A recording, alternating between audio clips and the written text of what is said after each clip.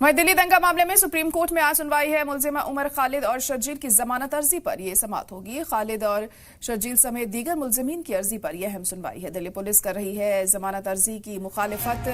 शर्जील इमाम और उमर खालिद पर दिल्ली दंगा भड़काने का इल्जाम है। सुप्रीम कोर्ट में 2020 के शुमाल मशरकी दिल्ली दंगे के पीछे मुबैना बड़ी साजिश के मामले में मुलजिम स्टूडेंट लीडरान उमर खालिद, शर्जील इमाम, गुलफिशा फातिमा और दीगर कारकुनान की जमानत अर्जियों पर सुनवाई फिर से शुरू करने वाला है। उमर खालिद और शर्जील इमाम की जमानत अर्जियों की मुखालिफत करते हुए दिल्ली पुलिस ने सुप्रीम कोर्ट के सामने तफसीली जवाबी हलफनामा दाखिल किया था। हलफनामे में शर्जील इमाम को उमर खालिद की देखरेख में काम करने वाला बड़ा साजिश करने वाला बताया गया और कहा गया कि 13 दिसंबर से 20 दिसंबर 2019 के बीच दिल्ली में हुई पहले फेज की गड़बड़ियों को उसी ने अंजाम दिया था। इससे पहले दिल्ली हाई कोर्ट ने शर्जील इमाम, उमर खालिद और 2020 के दिल्ली दंगों की बड़ी साजिश वाले केस में शामिल समेत दीगर कई मुलजिमीन की जमानत अर्जियां खारिज कर दी थी।